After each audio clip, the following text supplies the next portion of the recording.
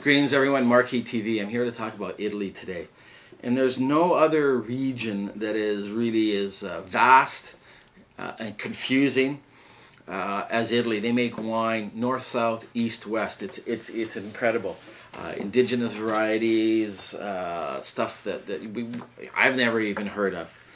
So where do you start learning about Italy? Well, pick the popular region first. Let's say Piedmont as an example. Now, there's a really good book called The Mystique of Barolo. It's a great book to learn about Barolo, or The Wine Atlas of Italy, right? And then this will give you a reference point. There's an Italian book, a magazine. It's called Gambero Rosso, and of course they specialize in Italian wines, and they rate the wines on glasses or bicchieri, one glass, 2 glasses, 3 glasses.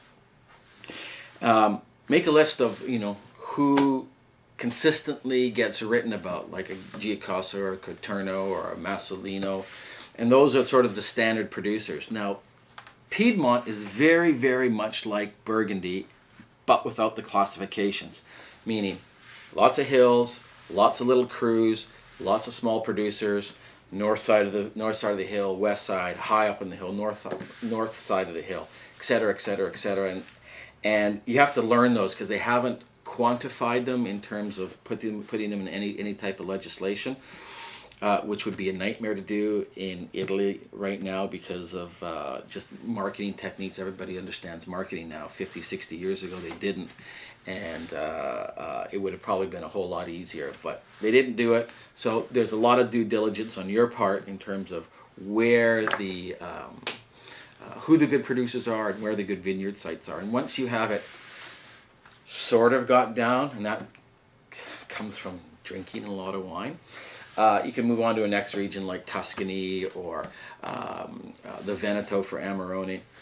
There's a lot of emerging regions, especially in the south, and it was actually put really kind of interestingly to me by an Italian guy who was speaking about southern Italy. And one of the reasons why southern Italy was so sleepy for so many years was because of the mob.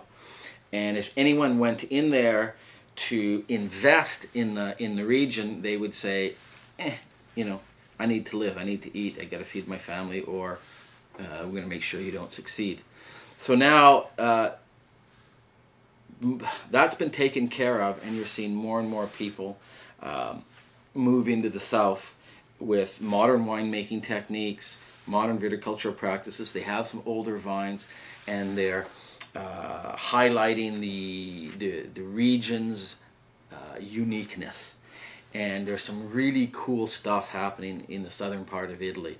So it's just a matter of continually to read or find yourself a good wine store or a good wine merchant that loves Italian wine, and take his advice. There's a really cool store which I have not been to in New York. It's called the Italian Wine Merchant, and that's by the name of it. That's all they specialize.